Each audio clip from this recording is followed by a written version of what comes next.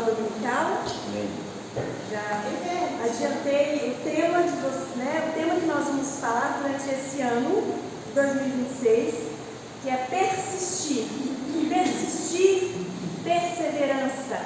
Nós vamos falar muito sobre isso durante esse ano e é o meu convite para todos nós. Você estar aqui nesse tempo de chuva já é um passo de persistência e de perseverança. E é isso que o Senhor espera de nós. E nós, como filhos do Senhor, devemos estar prontos para responder aquilo que Ele espera de nós. Amém? Vamos curvar nossas cabeças, vamos orar para começarmos essa escola dominical, que é a primeira de 2026. Senhor, que alegria nós tivemos em encerrar o ano na Tua presença, Pai, na última escola dominical do ano, e agora estamos aqui, Senhor, persistentes, na primeira escola dominical desse novo ano que o Senhor nos dá. Obrigada, Pai, por tudo que o Senhor fez por nós e por tudo que o Senhor fará por nós nesse novo ano. Pedimos que o Senhor renove as nossas forças, pedimos que o Senhor continue o Teu trabalho em nós, Pai, de nos quebrarmos como vasos nas Tuas mãos e nos moldarmos, ó Deus, segundo a Tua vontade. E que nós possamos, Pai, firmados na Tua palavra, firmados naquilo que o Senhor deixou para nós, persistirmos na fé. Porque conforme a Bíblia diz, Senhor, para onde nós vamos correr se só o Senhor tem as palavras de vida eterna? Então nós pedimos, Pai, firme os nossos passos, a despeito de qualquer situação, de qualquer desesperança, firma a vida de cada um de nós. E que a cada dia, Senhor, a nossa firmeza sirva de testemunho para os nossos irmãos, para que a nossa igreja seja forte, seja abundante na Tua obra, e que sejamos, Pai, aquilo que o Senhor espera de nós, Pai. Que naquele grande dia que o Senhor perguntar o que fizemos com os nossos talentos, que nós sejamos prontos para responder o que fizemos, Pai. E que tenhamos sido prósperos na Tua obra, Pai. Capacita-nos, abençoa-nos, que a Tua graça seja sobre nós. Em nome de Jesus. Amém. Irmãos, então vamos lá. Vamos falar um pouco sobre esse nosso tema anual, que é perseverança, persistência. Nós sabemos, e nós falamos um pouquinho no domingo passado, eu escutei vocês, quando eu perguntei para vocês o que era persistir, né? Vocês falaram que era insistir, que era continuar, que era permanecer. Se nós olharmos o sentido bíblico dessa palavra, persistir, perseverança, ela está relacionada à ideia de firmeza e de obediência em situações boas ou ruins. E a Bíblia ainda diz que nós devemos suportar com esperança os desafios da vida. Vamos conversar um pouquinho sobre as nossas histórias de vida aqui. Você já teve alguma situação em que você precisou persistir? A coisa estava ruim, incômoda, chata, quase insuportável, mas você teve que aguentar. Vamos dar alguns exemplos aqui. Beto, você era caminhoneiro, não é isso? Não, eu fui também, né? Foi também caminhoneiro? Mas eu era doido para comprar um caminhão. E comprei um caminhão através de oração de Isabel, sabe? Tinha vontade, e ela orou e Deus concedeu o pedido. Mas teve que ter persistência para poder, porque comprar um caminhão não é fácil, né? Não é fácil não. Aí é caro, é um equipamento caro, e o trabalho também é muito árduo, né? E eu não sabia, eu tinha as dificuldades. Eu tive que ter persistência para comprar e tive que ter paciência para vender. Então, persistência para comprar e paciência para vender. Paciência para vender e pedir a Deus para poder mandar o comprador. Porque eu precisava de fazer um outro negócio, né? De sair fora daquele e começar outro negócio. Entendi. Que era de gás, mexer com gás. Aí vamos lá de novo, a persistência. Sim. Então se você não tiver persistência para poder ir firmeza nas coisas que a gente, os objetivos da gente, você para na metade do caminho. É verdade. Olha, nós acabamos de virar o ano e cada um de nós tem aquele hábito, muitos de nós têm aquele hábito de olhar para trás e falar assim, não, esse ano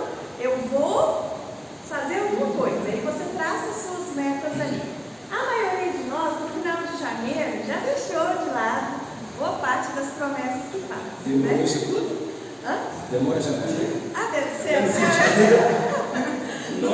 A segunda quinzena já começou a desembolar o negócio. Pois é. Irmãos, com certeza você é capaz de olhar para a sua própria vida, nas situações que você vivenciou, e pensar que em algumas delas você teve que ser persistente. Está difícil, está complicado, ruim, mas você tem que aguentar. Né? Eu tenho certeza que nós todos já passamos isso. Seja uma temporada ruim de trabalho, seja um problema em casa, seja desemprego, seja falta de esperança, seja enfermidade, nós todos já vivemos uma situação que a gente teve que ir. Você não tem força, você não tem coragem, você não tem nada, mas você tem que ir. Né? Isso é persistir. Acontece que a Bíblia nos ensina que a persistência é capaz de nos moldar. Deus é tão bom que Ele nos ensina em todas as situações. As coisas nos transformam, não é verdade? Eu quero convidar vocês para pensarem nisso durante o ano. Persistir é ter firmeza e obediência em situações boas ou ruins. No nosso caso, eu quero falar de você persistir na fé. Você vai persistir nas situações todas, mas você vai persistir na fé. Porque se a gente tem persistência na fé, como é que diz a Bíblia? Buscai primeiro o reino de Deus e a sua justiça,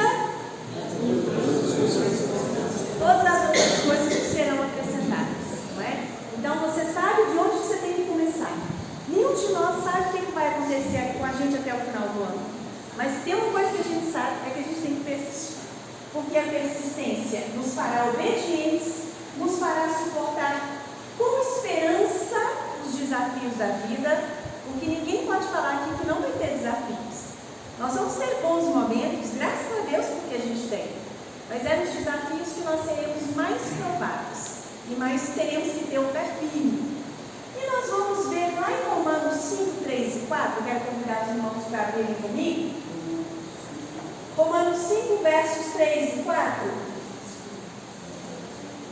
O que essa perseverança faz com a gente? Ou, na verdade, o que o conjunto de todas essas coisas que fazem parte da nossa vida trazem para nós. E a Bíblia traz uma palavra difícil para a gente colocar em prática. Eu quero convidar vocês a lerem junto comigo Romanos 5, 3 e 4 a uma só voz. Nós vamos ler esse texto muitas vezes durante esse ano, na persistência de decorá-lo, porque a gente deve ter uma mente bíblica. Vamos lá? Romanos 5, 3 e 4.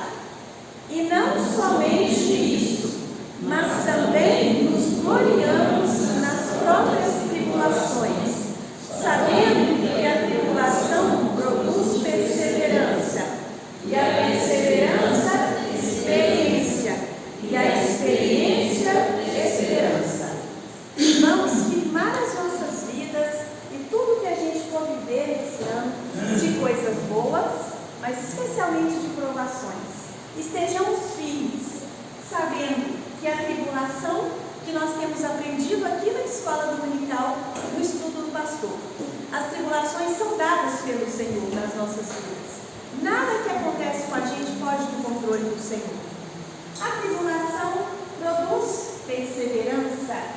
A perseverança produz, nessa linguagem aqui, um caráter aprovado. E esse caráter aprovado, que é a persistência, produz em nós a esperança. Então, que em 2006 sejamos cheios e plenos de persistência, de perseverança, que no dia mau, meu irmão, você se lembre dessa palavra da sua vida. A perseverança, ela vai produzir, em último caráter, esperança para o seu coração. Essa esperança que só o Evangelho do Senhor nos dá, só Ele nos traz. Nos dias bons, agradeça ao Senhor. Nos dias difíceis desse ano, seja perseverante, tenha um caráter aprovado e enche o seu coração de esperança. Deus abençoe o nosso ano. Estaremos aqui firmes, estaremos aqui perseverantes na obra do Senhor. Deus abençoe vocês.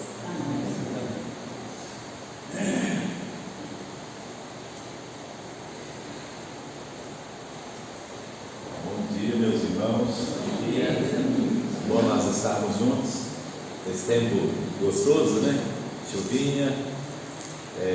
pessoas preferem ficar em casa, né? É difícil sair na chuva às vezes, né? Mas nós estamos aqui, persistentes, perseverantes, né? Amém? Nós vamos passar para alguns pedidos de oração e depois vamos estar orando, né? Então tem desse lado aqui, pedidos lá ali. Indo lá, saúde, conversão da minha irmã, uma amiga da gente que está em enfermo, segundo os médicos, eles se fazer na Deus, o Senhor encontrou. Um outro amigo meu também, que graças a Deus, estava com câncer, fez cirurgia, agora ele está curado, está melhorando a oração. E eu não tenho enfermo, não, eu não tenho casa. Então,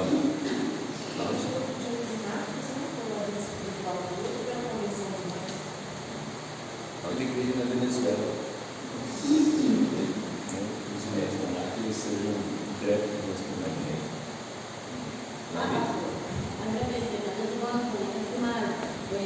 Hoje de manhã eu estou com uma amiga minha, aí ela me desceu na beira, porque ela sempre foi evangélica, mas o marido dela já está com seus quase 70 anos, ela me contando para onde glória o nome do Senhor, de na virada do ano, ela aceitou Jesus. Os irmãos, agora ele chama Sebastião, ele não conhece, mas o Senhor sabe. Pode dar força para que ele possa prosseguir.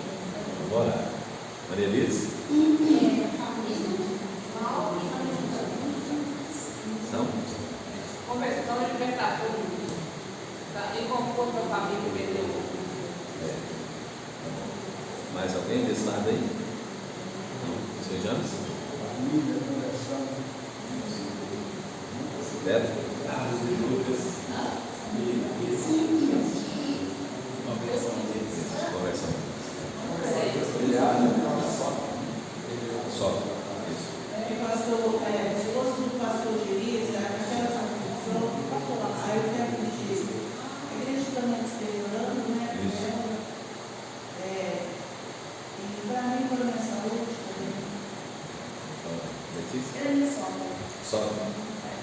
Pedir as orações dos irmãos também, pela Rebeca e Dilson e a Júlia, estão voltando, eles foram para São João del Rei, estão voltando agora, né? Com essa chuva, né? Deus guardar a vida deles, trazer eles em paz, né? Pela saúde da Nilza, tá? Pela saúde dos irmãos da igreja que estão enfermos, né? Nós vamos estar orando, né? Lembrando que hoje à noite nós temos ceia, né? Nosso culto hoje de ceia. Então os irmãos também, né? Orem para Deus preparar o coração para participar da ceia. A ceia, irmãos, é um alimento espiritual. E o crente não deve deixar de participar da ceia. A gente os meios de graça que Deus tem para a nossa vida, né? A palavra é um meio de graça, a oração é um meio de graça, e a ceia é um dos meios de graça que o Senhor abençoa e fortalece a nossa vida espiritual. Então, hoje à noite, estamos aí juntos, né, para participar da ceia do Senhor. Vamos orar então, e logo depois da oração nós vamos iniciar a nossa missão. Pai, nós queremos, Senhor, te agradecer pela oportunidade, Senhor, de estar na tua casa nessa manhã, para estudar a tua palavra, Senhor.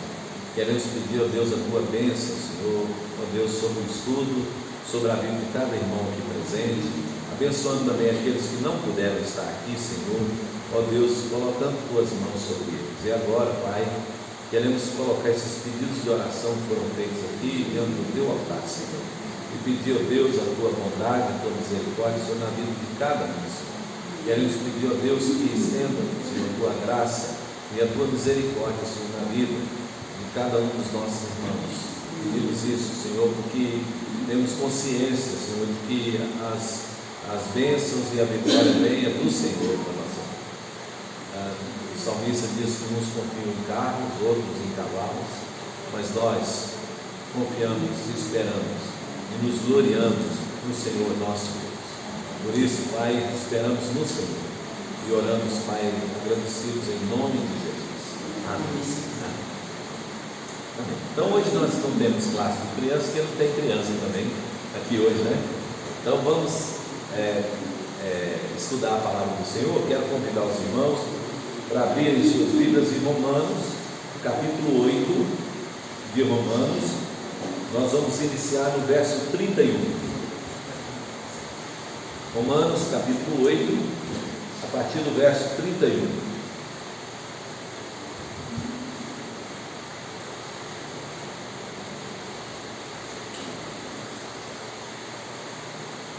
Nós leremos até o verso 34.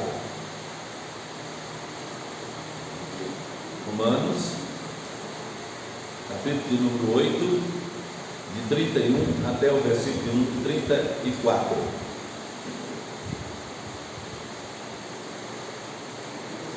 Amém? Então o texto diz assim: que diremos, pois, à vista dessas coisas? Se Deus é por nós, quem será contra nós?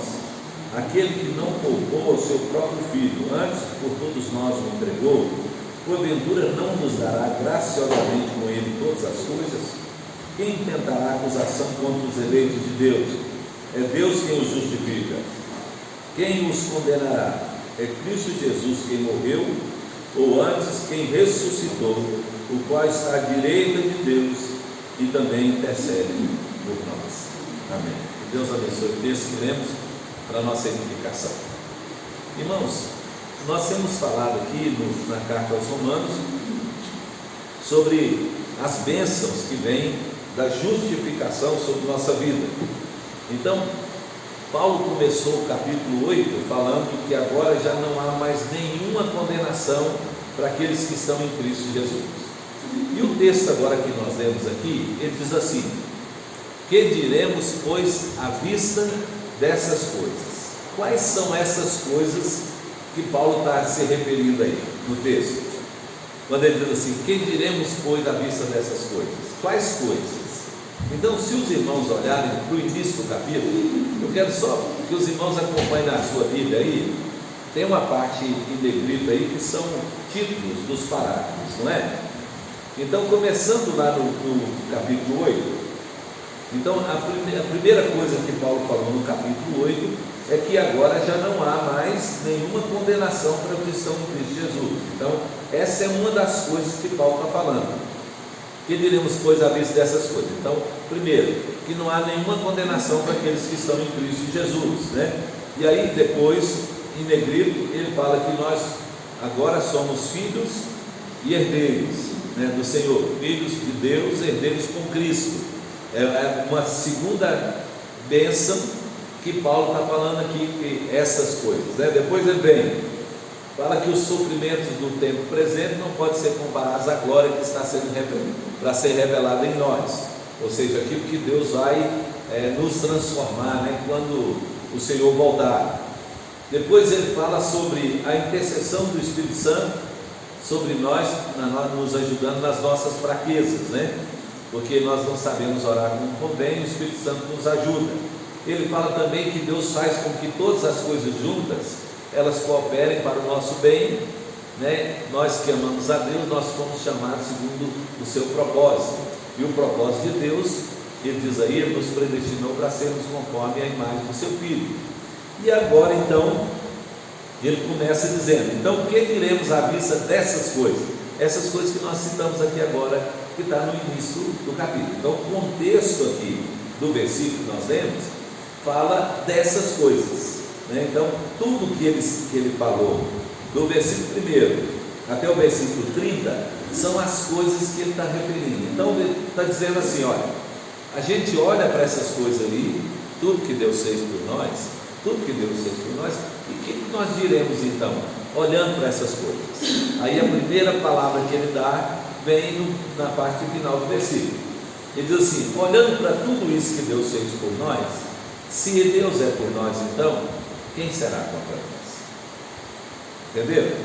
Então Paulo olhou para tudo que ele falou antes, aqui que Deus já fez por nós, tudo que Deus nos deu, tudo que Deus nos abençoou, né?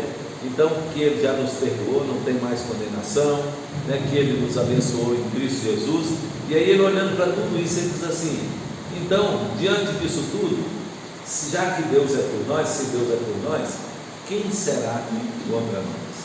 Aí há uma expressão aí, irmãos, que a gente precisa explicar para os irmãos. Quando ele diz assim, se Deus é por nós, Paulo não tem dúvida disso, que Deus é.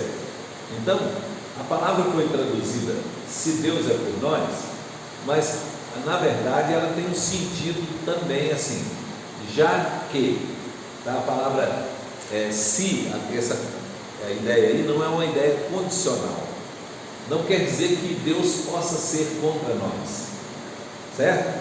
Então não está dizendo assim que pode haver um momento em que Deus é contra nós, não. Ele está dizendo assim, já que Deus é por nós, à vista de tudo que Deus fez, nós só concluímos que Deus é a nosso favor, Ele é por nós, e se Ele é por nós, então quem será contra nós?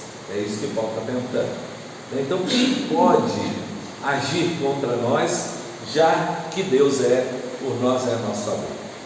Quando eu era criança, eu estudava na escola e eu sempre fui pequenininho, e lá na escola tinha uns meninos lá que queriam bater na gente, né? Já viu essa história, né? De uns maiores, né? Querer pegar os menores e judiar os menores. Naquela época era muito comum isso, quando eu era criança, né? Há mais de 50 anos atrás. Mas tinha os pequeninos bem atrevidos. Eu era atrevido, eu mexia com os meninos mesmo. E aí, baixinho então era atrevido, né? E eu pequenininho, e mexia com os meninos, e os meninos queriam me bater. Mas aí tinha um colega meu lá, que era grandão, e ele era bem forte, grande e forte. E aí, quando os meninos vinham para o meu lado, ele chegava e me defendia. E aí não deixava os meninos me bater. E eu escorei nele a vida inteira lá na escola, né? Então eu sabia assim que eu podia fazer qualquer coisa se eu tinha alguém para me defender. A ideia é mais ou menos essa aqui. João Marcos, quando nós morávamos em Monte Carmelo, a escola que João Marcos estudava era numa praça, na praça da igreja. E aí João também implicava com os meninos, tudo na escola, mexia com os meninos, e os meninos queriam bater no João, né? Aí um dia, a cena foi muito interessante. Aí o senhor, o presbítero da igreja, me contou, tinha um hotel que ficava na praça, e o dono do hotel era lá dentro da nossa igreja. Ele era até o tesoureiro da igreja, seu amigo. E seu amigo tinha quase 2 metros de altura. E ele era gordo, fortão. E aí, como o hotel ficava bem ocioso durante o dia, tinha um alpendre assim na entrada do hotel, e ele tinha uma cadeira que ele ficava sentado lá. Aí um dia João mexeu com os meninos e saiu uns 10 meninos para pegar o João. E queria pegar e bater no João, né? E aí o João saiu correndo na praça e veio, e o lugar que ele achou para esconder, para defender, foi entrar no hotel. E aí ele veio correndo e os meninos tudo atrás dele para pegar. Quando ele atravessou a rua e entrou no hotel, seu amigo levantou, estava sentado na cadeira, levantou. Quando os meninos viram o seu amigo, eles caíram tudo no chão, voltaram correndo, voltou para a praça e já voltou para a escola. Então assim, o grande estava ali para defender o pequeno. Irmãos, a ideia é essa aqui do texto. Se nós temos alguém que é maior do que tudo e maior do que todos, ele está dizendo assim, quem pode, né, nos machucar, quem pode nos matar, quem pode nos defender, ofender, porque nós temos alguém que é muito maior, que pode nos defender e que irá nos defender, e que está ao nosso lado. Esse é Deus. Então Paulo diz assim, bom, já que Deus é por nós, quem é que pode ser contra nós? Quem é que pode enfrentar o Todo-Poderoso? Quem é que pode fazer alguma coisa para aquele que é filho do Todo-Poderoso, né? Que é o nosso Deus? Então é essa a ideia. E a Bíblia, irmãos, ela descreve vários exemplos, mas vários exemplos de situações onde Deus garante isso para a gente. Eu vou citar alguns versículos aqui que eu queria fazer questão da gente ler, alguns versículos para a gente ver assim, como essa ideia está difundida na Bíblia, assim, na Bíblia toda, né? Quer ver? Por exemplo, alguém lê Gênesis 15:1 para a gente? Pode ler, né? Cláudio, lê Números 14:9. Seu James, o senhor lê para a gente aí? Lê Deuteronômio 33:29. Libera. Você, não? Então, Tereza, lê para a gente. Josué 10:42. Vamos só ler só esses 4 textos. Deuteronômio 33 e 29. Primeiro texto, Gênesis 15:1. Depois destes acontecimentos, veio a palavra do Senhor a Abrão numa visão e disse: Não temas, Abrão, eu sou o teu escudo, e o teu galardão será sobremodo grande. Olha, não temas, eu sou o teu escudo, a proteção. Deus está dizendo, ó, eu vou te proteger, né? E o seu galardão será grande. Quer dizer, Números 14:9. Então somente não vos rebeleis contra o Senhor. Não tenhais medo do povo daquela terra, pois os devoraremos com um bocado de pão. Sua sombra protetora lhes foi retirada, ao passo que o Senhor Eterno está conosco. Portanto, não tenhais qualquer receio deles. Portanto, não temos, né? Ele diz, ó, a sombra do Altíssimo foi tirada deles, né? Então Deus saiu dos ímpios e está dizendo assim, e vocês estão debaixo dessa sombra, né? Então a proteção de Deus na nossa vida, né? O texto de Deuteronômio 33, 29. Feliz és tu, ó Israel, quem é como tu, povo salvo pelo Senhor, escudo que te socorre, espada que te dá alteza, assim que os teus inimigos te serão sujeitos e tu pisarás nos teus altos. Há uma tradução que diz assim, e aí, então seus inimigos se encolherão diante de você. Qual é esse versículo? Deuteronômio 33, 29. Então está dizendo assim, ó, vão se encolher diante de você, porque eu, Senhor, né? Ele diz, pelo Senhor, eu salvo. Quer dizer, então Deus é esse, né? O nosso ajudador, né? Deus está conosco. E o último texto, que é Josué, capítulo 10, 42. Uma vez tomou Josué todos esses reis e as suas terras, por todo o Senhor Deus de Israel pelejava por Israel. Então pelejava por eles, lutava por Israel. Então esse é o nosso Deus. Tem outros versículos, como Isaías 54, 17, que diz, nenhuma arma que seja forjada contra você prosperará, e toda língua que o acusa em julgamento você condenará. Esta é a herança dos servos do Senhor, e a sua reivindicação é de mim, declara o Senhor. Jeremias também 20:11 diz, mas o Senhor está contigo. Como temer um inimigo, um campeão? Portanto, os meus perseguidores tropeçarão e não prevalecerão. Eles serão totalmente envergonhados, porque falharão. Uma desgraça eterna que não será esquecida. E aí nós temos exemplos, né, de vitórias de Israel, né, sobre o povo inimigo, onde o Senhor pelejou por eles, né? Aquele exemplo lá, quando Israel foi sitiada, né? E o povo inimigo, o exército, né, lá numeroso, lembra dos leprosos que vieram e contaram para o rei de Israel, né, que a cidade ficou sitiada durante, não sei se foi Samaria, foi sitiada durante vários dias, cercada, né? E aí o rei viu um caso de duas mulheres brigando para comer um menino, né? Lembra? Pela fome, né? Que estava a fome tão grande, né? E aí, de repente, o Senhor foi e colocou um soldado pelejando contra o outro, né? E aí um matou o outro de maneira que morreu tudo. E aí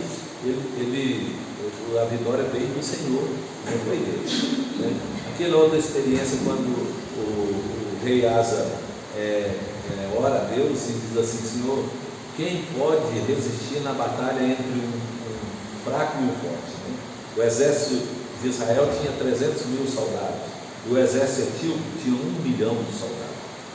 Aí ele falou assim, quem é que pode resistir numa batalha entre o forte e o fraco? Só o Senhor, né? E o Senhor deu vitória. Então o que Paulo está fazendo aqui, irmão, é lembrar que como Deus é por nós, comentar a nosso favor, e está dizendo assim, nada pode ser contra nós. Agora, uma coisa interessante, ele não está dizendo que não se levantarão coisas contra nós, né? Ele não está dizendo assim, olha, Deus vai impedir que venha qualquer coisa ruim, qualquer pessoa se levante contra você, Deus vai impedir. Não é isso que ele está dizendo. Ele está dizendo assim, que mesmo que venha, ele está dizendo assim, Ele é a nosso favor, então Ele é que nos defende, né? Ele é o guarda de Israel, é Ele que nos protege, né? Então Ele nos protege do inimigo nos fazer mal, mas Ele não está dizendo que Ele vai impedir que venha o mal, mas Ele diz assim, mas Ele é por nós, então nada será contra nós, no sentido de não vir e nos derrotar. Tranquilo aí? Quando a gente começa a ler o texto do 31, que ele fala que conclusão nós vamos chegar, né? À vista de tais coisas, o capítulo ele não começa positivo, né? Ele começa falando da queda do homem, da incapacidade do homem de viver as coisas, ele faz parte dessas coisas, para até provar que Deus é quem faz parte. Que faz, porque a salvação não é por nós mesmos, a salvação vem do Senhor, é do próprio Deus, né? Então, Spurgeon diz assim, se Deus é para os santos, do lado deles, quem pode prejudicá-los? A implicação é óbvia, é que se alguém fosse capaz de nos roubar da salvação, teria que ser maior do que o próprio Deus, porque Ele é tanto o doador quanto o sustentador da nossa salvação. Então, para que alguém viesse para roubar aquilo que Deus já nos deu, de nós, uma vez que Deus nos protege, Deus nos guarda, então teria que ser alguém que fosse maior do que Deus, né? E não existe nada maior do que o nosso Deus, né? Então, por isso, ele está dizendo assim, nada poderá ser contra nós, né? Então, já que Ele é, né? Não se, né? Já que Ele é, né? Então nada será contra nós. Bom, né, gente? Olha que promessa que Paulo está falando, né? Isso acaba tirando também aquela ideia de força e dom de Satanás e Deus, né? Não, Satanás é um servo na mão de Deus, né? E aí há uma coisa interessante aqui também que a gente precisa pensar, né? Quando ele diz assim, já que Deus é por nós, ninguém será contra nós, isso também é para tirar do nosso coração o medo, né? A insegurança, né? O temor de que as coisas poderão dar errado, porque ele falou nos versículos anteriores que todas as coisas vão cooperar para o bem daqueles que amam a Deus. Então, se Deus está coordenando todas as coisas e Ele é ao nosso favor, é para o nosso bem que Ele faz todas as coisas, então eu posso descansar no Senhor, eu posso confiar no Senhor, sabendo que mesmo que vier alguma coisa que a princípio a gente olha e pense assim, isso aí vai dar tudo errado, vai acontecer, vai dar tudo errado, ele diz, não, nós podemos confiar no Senhor, porque Ele é por nós, Ele está conosco, né? E aí as promessas na palavra de Deus sobre isso, ela vem, né, desde lá do passado, nos textos que nós vemos no Novo Testamento. Jesus disse assim, não temam, pequenino rebanho, né? Porque eu sou convosco. Jesus falou, eis que estarei convosco todos os dias até a consumação do século. O escritor de Hebreus diz assim, que ele tem dito, né? Então, aliás, o versículo é bem bacana, quer ver? Olha lá para você ver, Hebreus 13. Pastor, o texto de Deuteronômio, o que é? De Deuteronômio?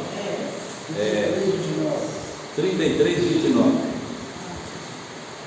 Então, aqui no texto de Hebreus, versículo 13, capítulo 13,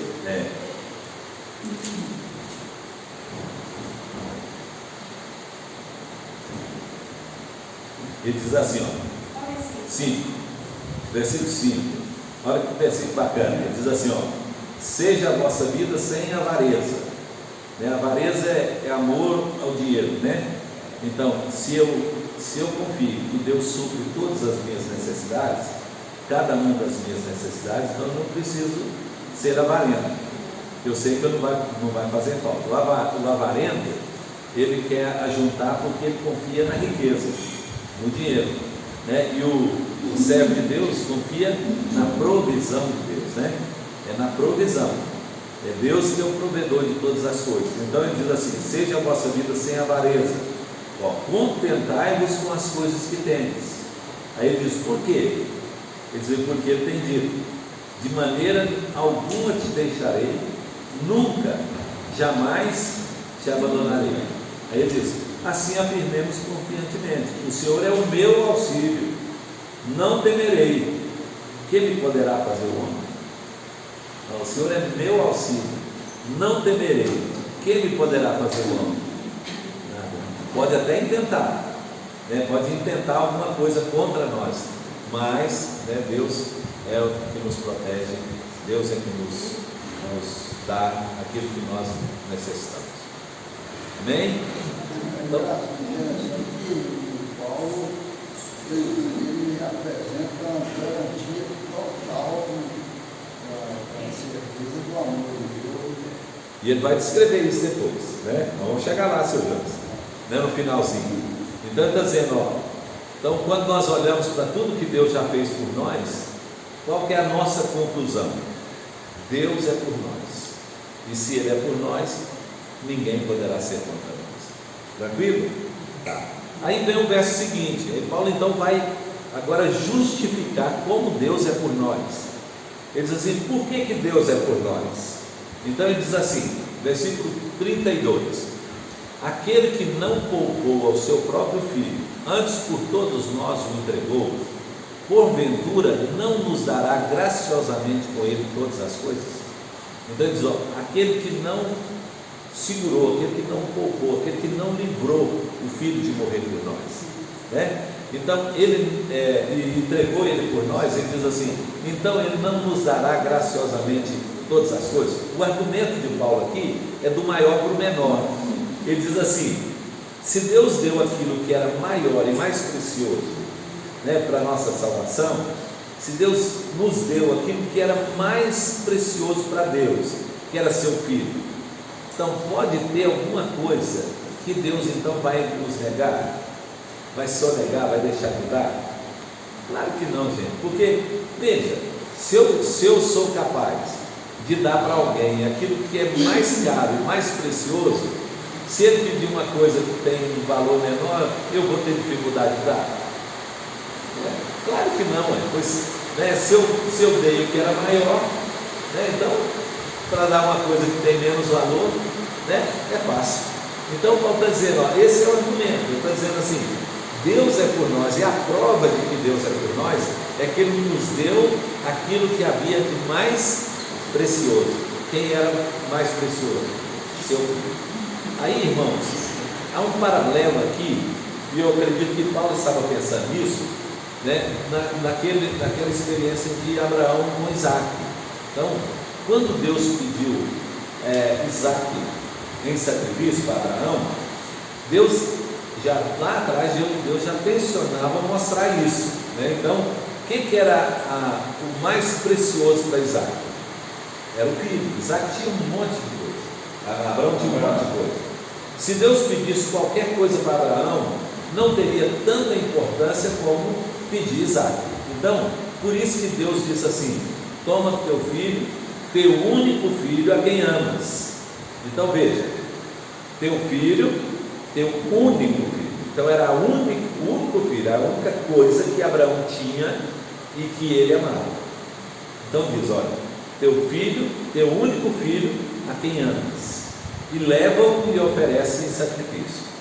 Então, o fato, quando Deus fala isso com Abraão, era para que Abraão soubesse qual era o nível de fé, confiança e amor que Abraão tinha por Deus, de obediência. Então, o amor de Abraão por Deus era maior do que o amor que Abraão tinha pelo filho. Por isso, ele pôde levar o filho e oferecer o filho em sacrifício, né? E ele estava pronto para sacrificar Isaac, diz o texto.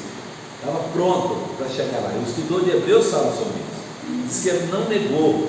E aí Deus disse: agora sei que temes a Deus, porque não me negaste o teu único filho. Então, olha, Abraão estava disposto a dar o que era mais precioso para Deus, porque Abraão amava Deus. Então agora, Paulo vai descrever isso dizendo assim, ó: se Abraão, que era homem, por amor, teve a capacidade de entregar o que era mais precioso para ele está dizendo assim, Deus então, por amor a nós, entregou o que era mais precioso para ele, né?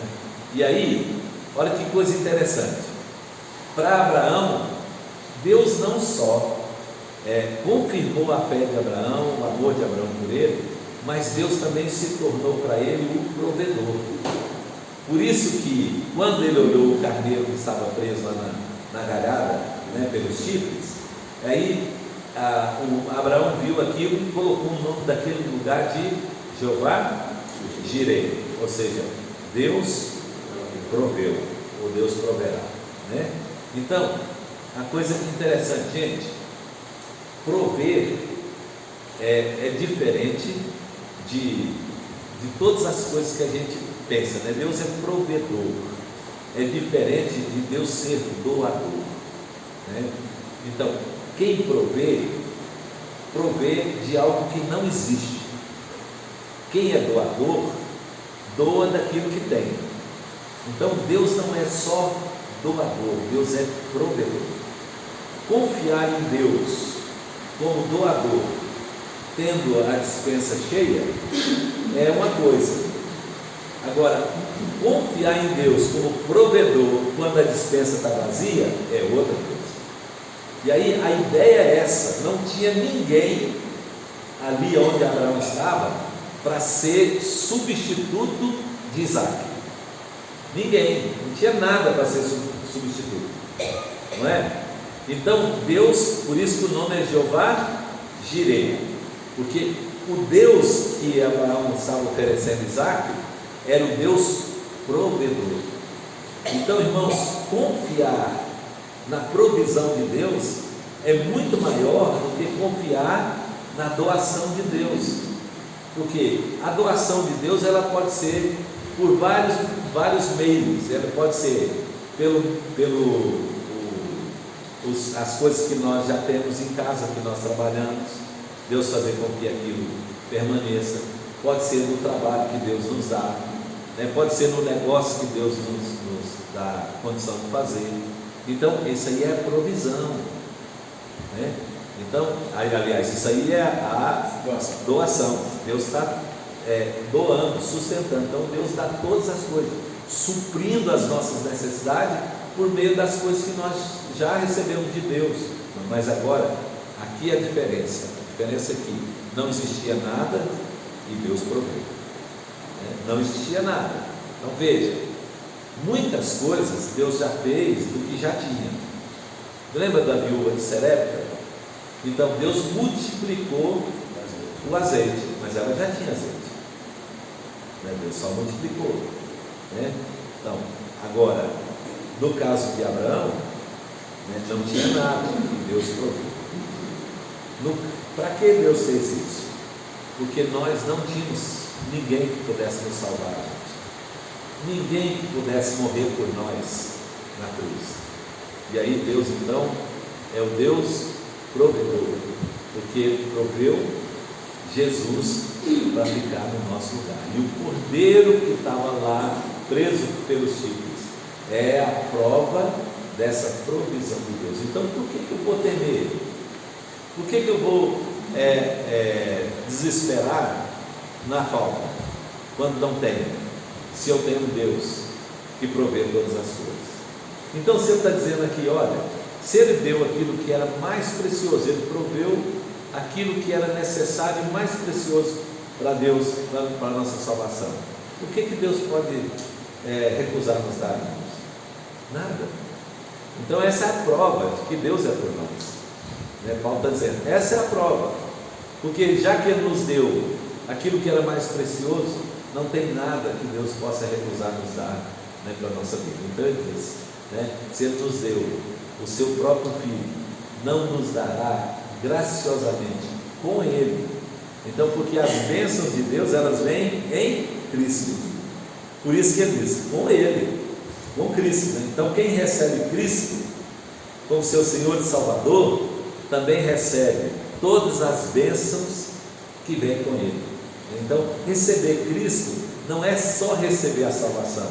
Receber Cristo é receber Cristo e todas as bênçãos que Deus traz com ele. Por isso que, irmãos, nós não podemos pensar na salvação como apenas o livramento da morte eterna, né? Com apenas o direito de ir para o céu. Salvação não é só isso, né? Isso faz parte da salvação, mas salvação é muito mais. Salvação é aquilo tudo que Deus tem para nós em Cristo Jesus. Tudo aquilo que Deus tem reservado para nós em Cristo Jesus. Isso tudo faz parte da nossa salvação, né? O livramento da morte eterna é um dos aspectos, né? Mas as outras coisas todas, né? Como a justificação, né? Como a glorificação, como a santificação, tudo isso vem na salvação, né? E não apenas o privilégio de viver no céu, né? Porque tem gente que fala assim, não, para mim se eu ir para o céu já estou satisfeito. Já é uma grande bênção, né? Enorme bênção, né? Mas tem muito mais, né? Muito mais em Cristo Jesus, né? Alguém quer falar? Eu achou interessante esse texto que você leu de Gênesis, que ele fala, não me negaste teu filho, teu único. Achei interessante o único, porque já tinha aquele meu filho, né? Aí ele pega e fala esse único, né? Sim, porque tinha o da Agar. É muito assim, como fala, chativo em relação a ser o único filho do cara. Isso, porque era nele que estavam as promessas, né? Então o outro para Deus em relação à questão da salvação, criação e paternidade, não era isso. Ele era filho, porém não era herdeiro, né? Lembra? Por isso que quando Deus mandou que Abraão despedisse Ismael com a mãe, Sim. Ele disse assim, que ele não será herdeiro na sua casa. Herdeiro aí não era só dos bens, era herdeiro da promessa. Foi muito pontual, porque Isaac, aliás no texto lá ele diz até assim, de maneira nenhuma ele será herdeiro. Acho que Ismael ficou muito bravo quando ele deu isso aqui, né? Porém, cadê eu e depois Abraão teve mais filhos. Não é? Ele teve uma criatura, né? A outra mulher. A forma de Deus olhar, às vezes confunde nas cabeças, né, pastor? Assim, porque, claro que na palavra de Deus é tudo muito espiritual, é tudo muito coloquial, assim, em algumas questões, né, espirituais, assim. Mas quando se a gente colocar isso no nosso dia a dia, assim, a nossa cabeça entra e afunde em algumas coisas. Né? Porque ali Deus tinha em vista, né? Não era simplesmente a vida de Isaac, né? Era um plano eterno de Deus para a salvação, né? Então, que era através de Isaac, né? Então viria por meio de Isaac, né? E aliás, Isaac só prefigurava Cristo, né? E Paulo mostrou isso, né? Assim, sobre esse cara que está falando, eu tive uma conversa um tempo atrás com minha mãe sobre essa situação. Deus é tão misericordioso, né? Quando Agar foi para o deserto com Ismael, ela mandou ele para longe para ela não ver ele morrer. Né? E de repente Deus apareceu e falou assim, eu ouvi a voz do menino. E Deus teve misericórdia dele. E Deus proveu que ele fosse acolhido, depois crescesse, e ele prometeu para ela que ele também seria príncipe de muitas nações. Né? Então, embora ele não fosse de promessa, Deus... Ele teve outras promessas. Ali tem esse texto, irmãos, ele tem, aliás, essa experiência de Abraão, ela tem um sentido natural, que é o sentido daqui do texto todo, mas ela tem uma representação espiritual, né? Então, por que Ismael não foi herdeiro junto com Isaac?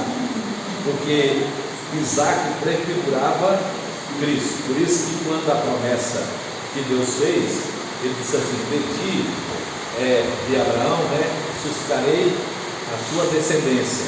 Quando ele está falando isso, ele está dizendo assim, ó, que a linhagem da salvação viria por meio de Isaac. Então esse é o plano de Deus. E o que Agar e o menino representavam? Agar representava a lei, Paulo falou isso, né? Que era o Monte Sinai. E Sara representava a fé, né? Que era o Isaac, né? Então a ideia de Deus era assim: a salvação ela viria pela linhagem de Abraão e Sara, e aí pelo descendente de Abraão e Sara. Aí Paulo explica mais na frente que esse descendente na linhagem humana era Isaac, mas na linhagem espiritual era Cristo. Então quando Deus diz que o seu descendente, ele está falando era de Cristo e não de Isaac. Isaac só representava Cristo. Como Agar era da lei, né, então a bênção que tinha da promessa de Deus pela lei alcançou a vida de todos os outros povos que Ismael representava. Então, quando Deus diz assim: em ti serão benditas todas as nações, ele não estava dizendo assim que nem Abraão todas as pessoas da terra seriam abençoadas. Ele estava dizendo assim que pela graça comum de Deus que Ismael representava, ele ia abençoar todas as famílias da terra, todas. Mas por Ismael, mas por Isaac, ele iria abençoar as famílias da terra com a salvação. Então, por meio de Isaac, por isso que Deus não deixou que Ismael morresse. Por meio de Ismael, a graça comum atinge todos. Então Deus faz nascer o sol sobre maus e bons, sobre justos e injustos. Deus dá provisão, Deus dá sustento, né, para todas as pessoas da terra. Mas para a família da fé é diferente. Deus não dá só a graça comum, que é esse sustento de Deus em todas as coisas, a providência de Deus para todas as coisas, mas para a família da fé, Deus dá a salvação, né, que é representado por Isaac e não por Ismael, né, e nem pelos outros filhos depois de Abraão, né? Tranquilo, gente? Pastor, só para uma curiosidade, o povo palestino é descendente de Ismael? Caso não precisa. Uma parte sim, né? Uma parte e outra parte não, né? Mas era de povos que já existiam lá, né? Tipo filisteus, né? Os da Mesopotâmia, né? Que foram para lá, para a área da Palestina, né? Vamos lá, gente? Então ele diz assim, ó, então se ele deu o maior, é claro que ele dá também o menor, né? A lógica disso é tranquila, né? Então se Deus deu o presente, o maior presente, com ele Deus dá todas as outras coisas que nós necessitamos. Aí, veja, aí Paulo agora faz outra pergunta. A primeira pergunta foi: se Deus é por nós, quem será contra nós? Aí ele justifica: bom, se Deus nos deu o seu filho, que é o maior, ele pode dar todas as coisas. Agora ele faz uma outra pergunta, ele diz assim: quem intentará acusação contra os eleitos de Deus? Novamente, a ideia não é que não seremos acusados, certo? Então ele diz: quem tentará acusação? Ele não está dizendo assim que ninguém vai acusar o servo de Deus, não. Ele está dizendo assim que a condenação a acusação não tem efeito. Por que a acusação não tem efeito? Ele diz assim: é Deus quem os justifica. Então ele diz, ó, quem intentará acusação contra os eleitos de Deus? É Deus quem os justifica. Então pode levantar acusação? Pode. Satanás é o acusador dos irmãos. A Bíblia diz que ele tenta e acusa constantemente. Olha, ele foi lá diante de Deus acusar Jó, né? Então chegou lá e falou que Jó só temia a Deus porque Deus dava bens para ele, porque Deus protegia ele e tudo, né? Então assim, o acusador é assim, lá em Apocalipse, João viu e o anjo falou para João dizendo, ó, agora foi preso o acusador dos irmãos, aquele que nos acusa dia e noite diante do trono de Deus. Então a palavra diabo na Bíblia, até eu falei isso dias no culto, a palavra diabo na Bíblia é acusador, é o que lança, é aquele que lança. Então ele lança o quê? Acusações, né? Então, como se fossem flechas, como nós vimos lá na armadura, flechas inflamadas, do maligno. Então é a acusação contra os eleitos de Deus, ele está acusando. Só que a acusação não tem efeito. Por quê? Porque é Deus quem justifica. E como que Deus justifica, gente? Deus justifica pelo fato de que Cristo morreu e pelo seu sangue Ele pagou os nossos pecados. Então Deus já nos declarou justos. E pelo fato de Deus ter nos declarado justos, qualquer acusação que vier, ela não tem efeito. Porque Deus já nos perdoou, já nos limpou de todos os nossos pecados. Então, mesmo que Satanás tente acusar, mesmo que os homens tentem nos acusar, essas acusações não terão efeitos diante de Deus, porque Deus é o juiz. Quem é que pode julgar? Só Deus, Ele que é o juiz sobre todos, não é? Então, num julgamento sobre todos, onde o Senhor já nos declarou justo, que efeito que tem a acusação? Nenhuma. E é o que ele está dizendo aqui.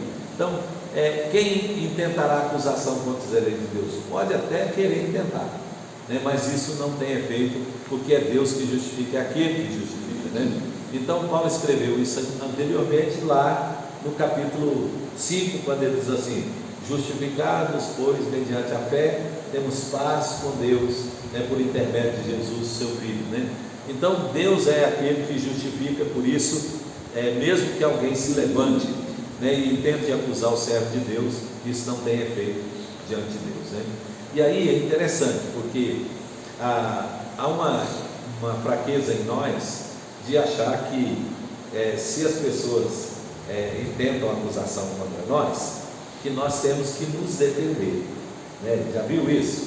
Então, se alguém fala alguma coisa contra nós queremos nos defender por nós mesmos, queremos achar em nós justiça própria, não é? Então, por exemplo, uma coisa que quase toda criança aprende primeiro a dizer não fui eu, Às vezes já fez a coisa, aí pergunta: foi você que fez? Não fui eu. Não é assim? Quem teve filho pequeno sabe disso, Uma das primeiras coisas que aprende a falar é porque nós temos em nós essa fraqueza de querer procurar em nós a justiça própria para nos defender. Então nós estamos querendo, muitas vezes, achar alguma coisa de bom em nós para dizer que nós não fizemos aquilo de errado, mas isso é totalmente infundado, irmãos. Todos nós fazemos coisas erradas, todos nós, humanamente, nós somos culpados, todos nós pecamos, todos nós erramos. Então nós não temos justiça própria para nos defender, nós não temos justiça em nós para dizer assim: eu sou perfeito, eu nunca fiz nada errado, ou eu não faço nada errado. A gente faz coisa errada.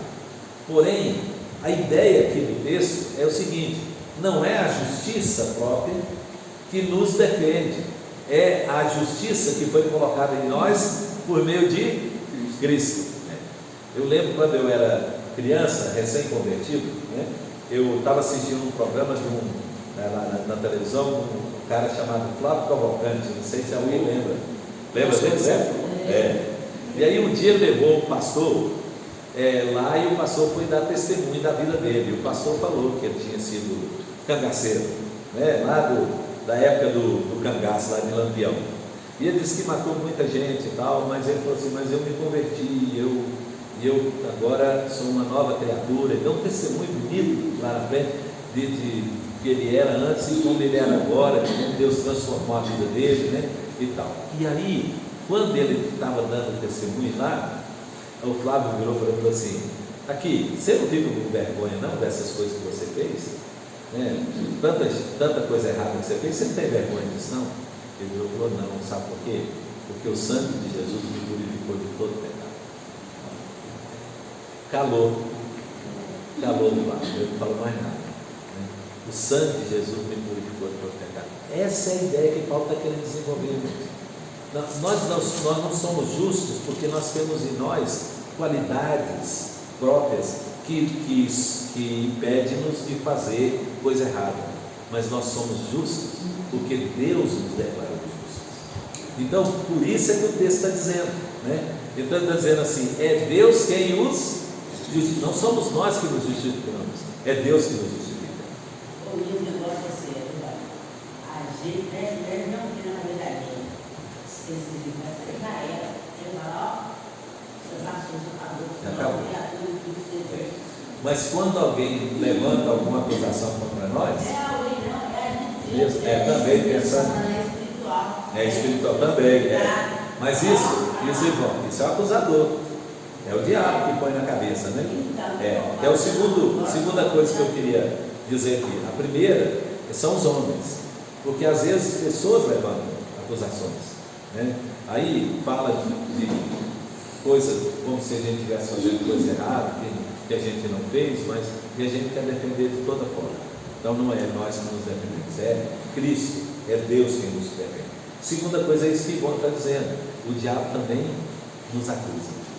Quando a gente faz uma coisa errada, irmãos, primeiro o diabo vem e fala, você errou, você pecou, você fez errado. O diabo fala no nosso ouvido. O Espírito Santo incomoda nosso coração, né? Para a gente arrepender e pedir perdão a Deus, né?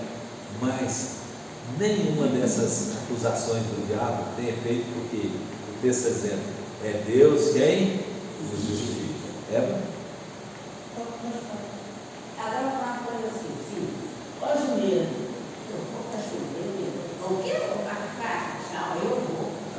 Não vai para mim, eu quero. Não, eu vou para casa. É engraçado, às vezes é muito forte na gente, porque assim, eu estava andando e conversando com uma pessoa, né? E aí veio o senhor, né? Aí ela pegou e falou assim, olha quem está vindo ali. Eu falei, quem? Aí ela, você não conhece não? Eu falei assim, não conheço. Nossa, esse cara era terrível. Esse cara era terrível, né? Na época lá que a gente morava no céu, eu estava falando, né? Eu falei, olha, mas isso tem quantos anos? Aí ela falou assim, isso foi há 10 anos atrás. Eu falei, mas você conhece ele agora? Você sabe a vida dele agora? Então, assim, é algo que é natural das pessoas trazer lá atrás uma coisa que às vezes a pessoa já vivenciou aquilo, já está numa outra forma de vida, e quem viu depois de 5 anos, e não vale nada. Como assim não vale nada?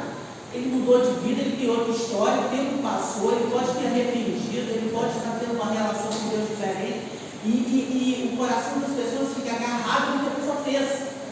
Lá atrás, né? E não sabe virar a página, sabe assim? Aí eu tive que dar uma chamada nela, por causa que pastor, todos nós passamos por dificuldades, mas o Espírito Santo, igual você está sempre batendo na tecla, ele vem para mudar os pensamentos. E eu aprendi uma coisa de não ficar me escandalizando com as pessoas, não, sabe? Eu me escandalizo. Eu vou ficar escandalizando os outros, eu tenho que escandalizar comigo. Às vezes eu tenho pensamentos que eu falo, caraca, uma vez que eu penso um trem desse, eu tenho que escandalizar comigo, né? Ficar me escandalizando com as pessoas quando elas pecam, quando elas erram, quando elas têm suas transgressões. Eu tenho que me escandalizar comigo, muitas vezes eu sinto coisas que eu não acredito que eu sinto, né? E às vezes eu penso coisas que eu falo assim, caraca, eu sou crente há tanto tempo, eu estou pensando um trem desse. E assim, é puxar para mim, sabe assim, o escândalo. E se eu for me escandalizar, é na cruz de Cristo, é olhando para os meus pensamentos, para o meu sentimento, e colocar isso na cruz, sabe assim, e não ficar jogando isso no meu nome. Não, você viu o que ele fez, você viu o que ele falou, se escandalizando, mas ele é isso, mas ele é aquilo. Cara, olhe para a gente, a gente tem que olhar para a gente, né, pastor? Eu tenho ido no culto lá no presídio, né? Nas terças-feiras. E lá no presídio a gente vê isso bem nítido, né? Quando a gente chega lá, leva os presos todos lá para o pátio, e na cadeia aqui tem mais de 100 detentos, né? Aí levam todos lá para o pátio, e eles ficam lá no pátio, e a gente chega lá para fazer o culto, pregar o evangelho.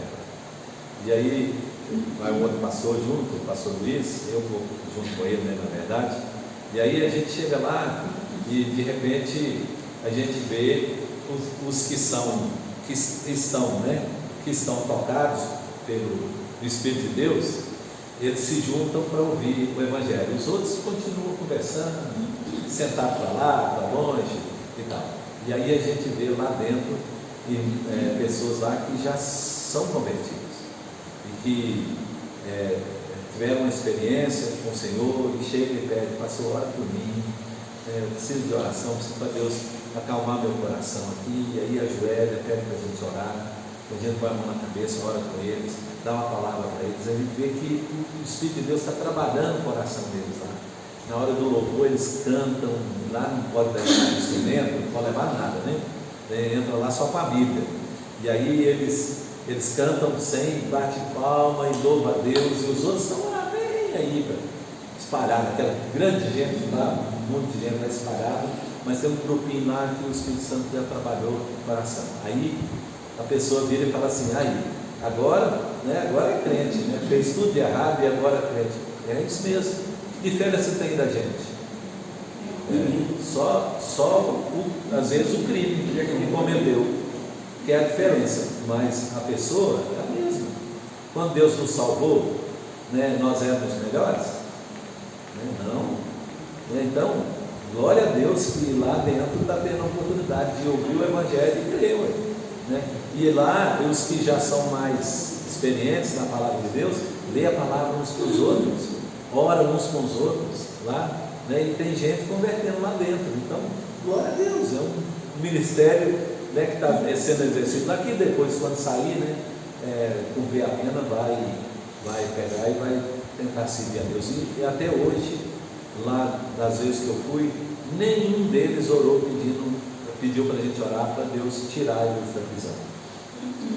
Interessante. Esses que se são convertidos, né, podiam estar vindo perto para eu sair daqui, que eu estava, né, dizendo: não, nós temos consciência que nós fizemos errado, estamos pagando o que nós fizemos. Eu quero pedir a Deus para Deus abençoar a minha família que está lá fora. Ora, tinha um lá que disse assim comigo: minha esposa, pastor, vai ganhar neném essa semana, e eu não vou estar lá para ver o neném, né? Então eu queria pedir para o senhor orar por ela, para dar tudo certinho, para o neném nascer perfeito, né? É Deus. Então, gente, não é a justiça própria, é Deus quem justifica. Paulo está dizendo, né? Então Deus é quem justifica. E para terminar, irmãos, Paulo diz assim, mais uma pergunta. Ele diz assim: quem os condenará? Então, primeiro, quem levanta a acusação, pode levantar, mas não tem efeito. Aí diz assim: quem os condenará? Aí ele traz a resposta: foi Cristo quem morreu por eles e antes ressuscitou, o qual está à destra de Deus e também intercede por nós. Então, essa pergunta aqui, quem os condenará, né, é a questão final, não é agora. Então ele está pensando lá, bom, pode levantar uma acusação e depois da acusação vem o quê? A condenação. Ele está dizendo assim: pode vir a acusação, Deus justifica, então não há condenação. Nós vamos trabalhar isso aqui depois, na próxima aula, né?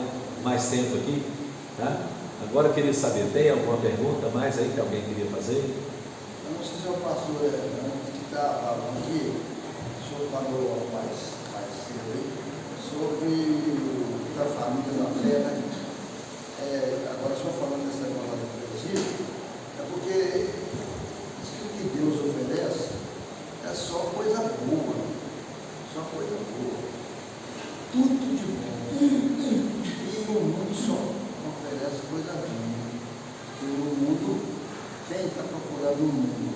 Justiça, paz, tranquilidade, livramento de enfermidade, em todos os sentidos, o mundo só oferece dificuldade. Por exemplo, insegurança, não tem segurança, não tem honestidade, só tem violência, só tem doença, coisa ruim, mas Deus oferece coisa boa. Mas esses da família da fé é os que recebem isso que Paulo está dando garantia, e não confiar que Deus vai estar. E aí, novamente, né, Sr. James? Não é que não virão essas coisas. Sim. Mas Deus final, né? Deus é por nós. E se Deus é por nós, né, é a garantia que nós temos. Amém? João 10, 11, 27 fala assim, pastor: as minhas ovelhas ouvem a minha voz, eu as conheço, e elas me seguem. O pessoal da prisão lá, os que são. Ou Jesus foi lá, os outros estavam separados. Certo. Eu lhes dou a vida eterna, jamais perecerão, e ninguém as arrebatará da minha mão. O escolhido de Deus é separado, né? Vai separado. Lá é nítido, é claro, né? Porque eles não são obrigados a ficar no culto, sabe? Então tem uns que não descem, não saem da cela, né? Tem alguns que não saem da cela, né? Outros vão para lá para tomar o sol, cortar cabelo, né? Tem uma máquina, eles descem uma máquina por um fio assim, lá do segundo andar, e tem um cara lá que corta cabelo, faz a marca da turma lá, com a máquina mesmo, né? Você não pode ter. Está nem aí, né? Então, está nem aí. E aí, gente, é claro, né? Os dois ladrões na cruz foi a mesma coisa, né? Enquanto um lá praguejava, né? Blasfemava, né? Dizendo: dessa cruz, salva-te mesmo, né? E tal. O outro, que teve o toque do Espírito Santo, né? Dizia: Senhor, lembra de mim quando entrares no teu reino. Então, para nós que somos da família da fé, Deus é por nós. Então, em todos os sentidos. Amém? Amém. Vamos terminar então? Vamos ficar em pé? Vamos receber a bênção e assim nós vamos.